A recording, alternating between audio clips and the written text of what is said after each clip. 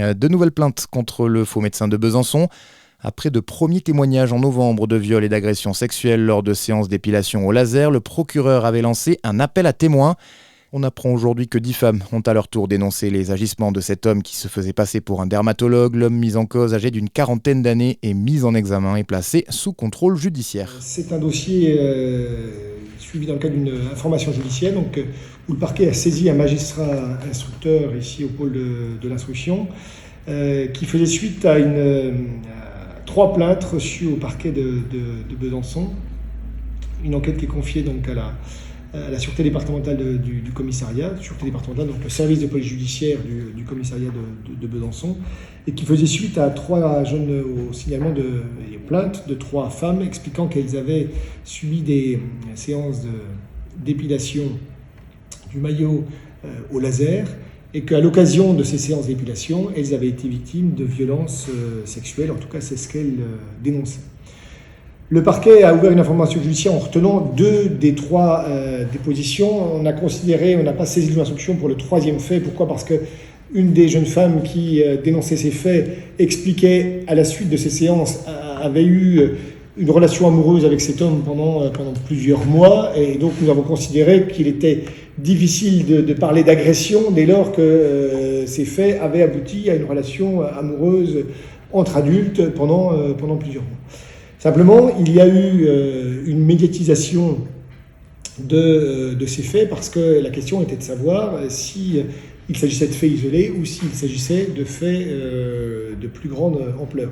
Il se trouve que le mis en examen qui reprochait donc des violences sexuelles sur les 2 des victimes visées dans le réquisitoire introductif du parquet, eh bien, nous avons été destinataires, le commissariat a reçu 10 nouvelles plaintes de femmes expliquant avoir, elles aussi, subi des violences sexuelles lors de séances d'épilation. C'est l'autre particularité de cette affaire, donc des séances d'épilation qui étaient pratiquées chez un médecin dermatologue qui s'était équipé d'un dispositif de traitement au laser de la pilosité pour éviter la repousse des poils. Et toutes les 12 ont expliqué que, selon elles, c'est ce médecin chez lequel elles avaient pris rendez-vous qui avait procédé à ces séances d'épilation. Elles étaient persuadées que c'était cet homme qui était leur agresseur. Or, l'enquête a démontré que le mis en examen n'était pas médecin, mais avait un diplôme d'assistant en médecine esthétique, qu'il était le jeune frère de ce médecin, qui travaillait donc pour le compte de son frère, mettant en œuvre ce dispositif, cet appareil de traitement au laser, avec un diplôme universitaire, un DU d'assistant en médecine esthétique. Autre particularité mise à jour dans le cadre de cette information judiciaire, c'est qu'il a débuté, en tout cas les victimes nous parlent de premiers faits en mars 2020.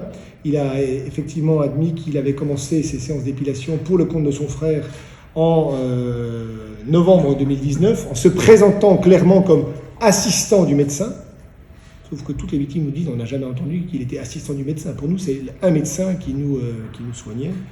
Et c'est un homme qui n'a passé son diplôme qu'au cours de l'année 2020, donc les premières séances, il les a manifestement mis en œuvre sans avoir de diplôme universitaire d'assistant en médecine esthétique. Il avait comme formation antérieure une formation de graphiste et de menuisier.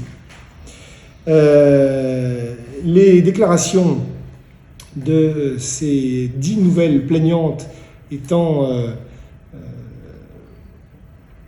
manifestement criantes de vérité, eh bien, donc un supplétif a été fait et ce mis en examen a été mis en examen, ce qu'on appelle supplétivement. On lui reproche désormais 12 faits de violences sexuelles sur ces 12 plaignantes, 5 faits qualifiés de viol et pour la totalité des victimes des agressions sexuelles. Mais dans 5 des cas, il y a des faits dénoncés comme étant des actes de pénétration sexuelle.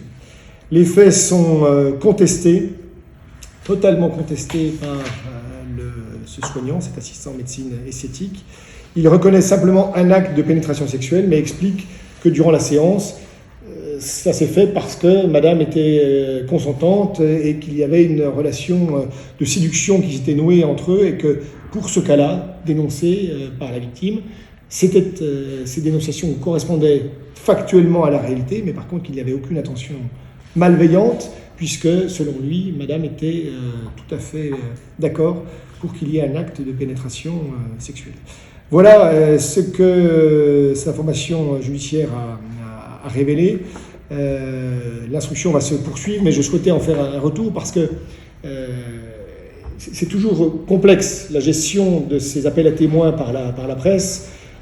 Certains avocats de la défense reprochent au parquet de dire ben voilà, vous faites appel aux témoins et comme par miracle des victimes se présentent, sous-entendu ce sont des affabulatrices. Non, manifestement là, cet appel à témoins a permis à des victimes qui étaient dans un profond mal-être, mais un profond sentiment de culpabilité aussi, en se disant mais pourquoi je n'ai pas su interrompre le processus qui a amené à ces agressions sexuelles, à ces viols tels que je les ai ressentis. Pourquoi je n'ai pas su mettre un terme à cela?